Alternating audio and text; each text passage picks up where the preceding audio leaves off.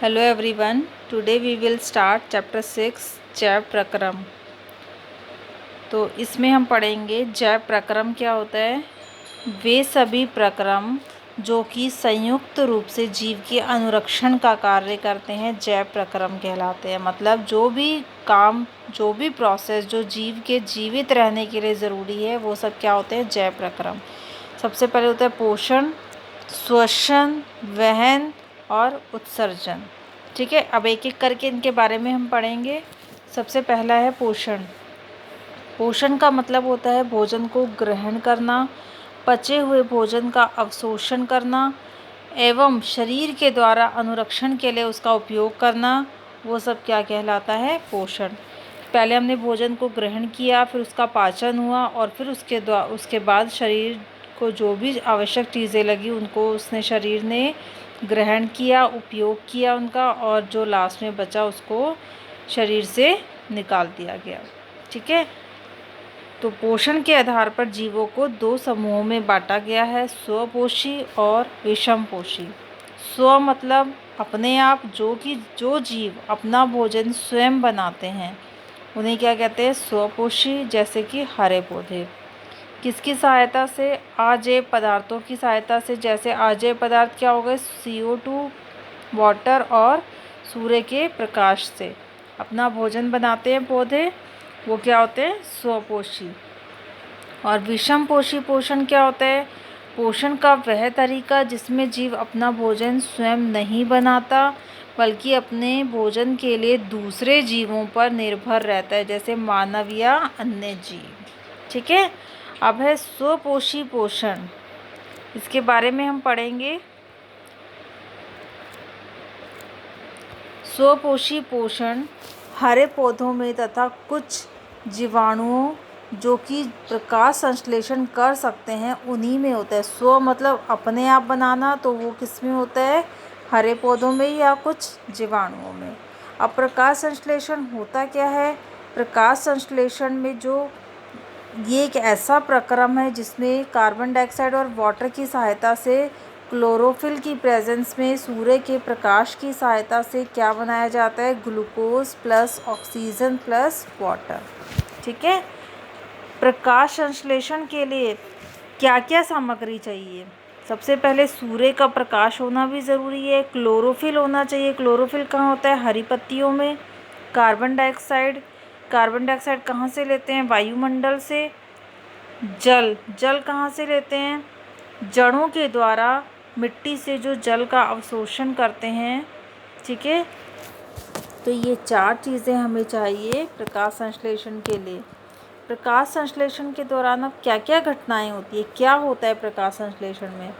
Chlorophyll क्या करता है, प्रकाश ऊर्जा को अवशोषित करता है, अपनी ओर खींचता है।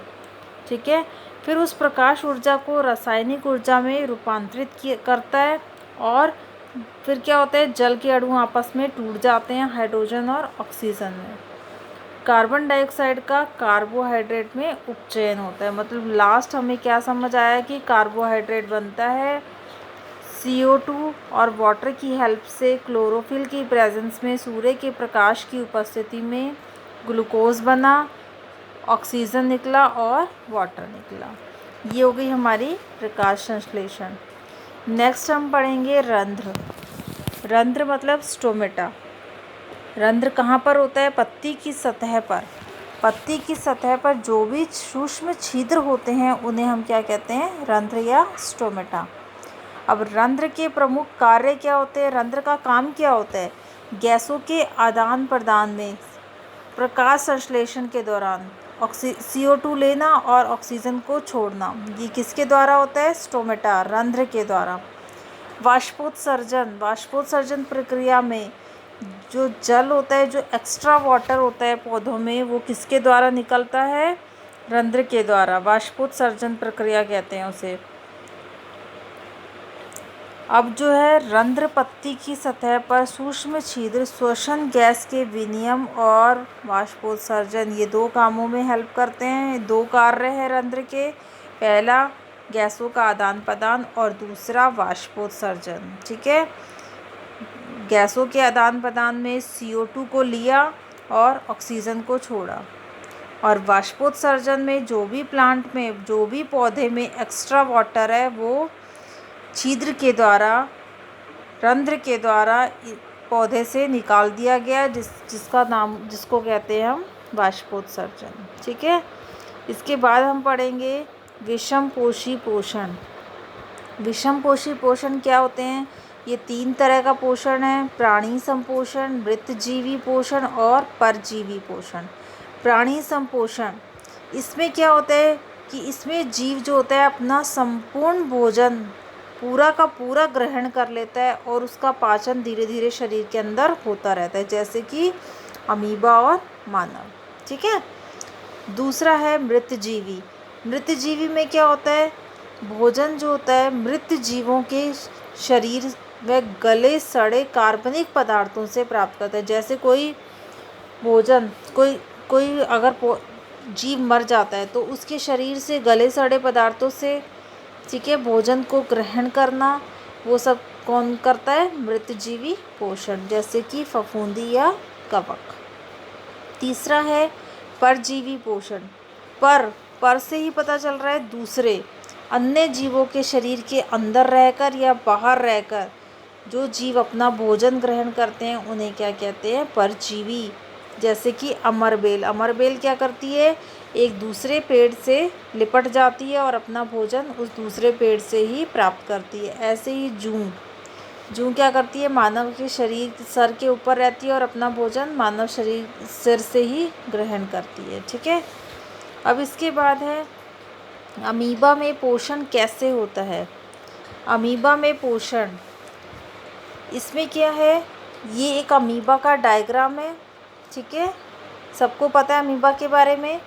अब अमीबा, इसके अंदर क्या होता है? केंद्रक। ठीक है।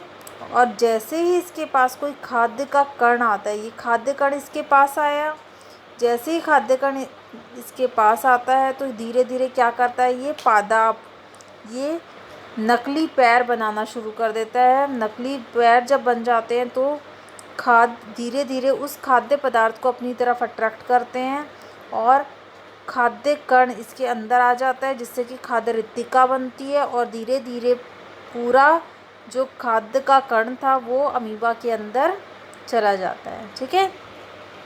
जैसे यहाँ से पढ़ते हैं, भोजन को सबसे पहले क्या किया था? पादाप की सहायता से घेर लेता है, खाद्य रिक्तिका बनती है। ठीक है। खाद्य रिक्तिका में क्या होता है? जटिल पदार्थ का सरल पदार्थों में विघटन किया और बचा हुआ अपच कोशिका की सतह की ओर गति करता है। ये पदार्थ शरीर के द्वारा निष्कासित कर दिया जाता है। ठीक है। ये हो गया हमारा अमीबा में पोषण। पैरामीशियम में पोषण। पैरामीशियम पक्षाप क्या होता है? ये हमारा पैरामीशियम में जो हमारे सीलिया लगे होते हैं, ठीक है, ये होते हैं पैरामीशियम के पक्षाप, जो कोशिका की पूरी सतह को ढके रहते हैं। भोजन एक विशिष्ट स्थान से ही ग्रहण किया जाता है। किसमें? पैरामीशियम में।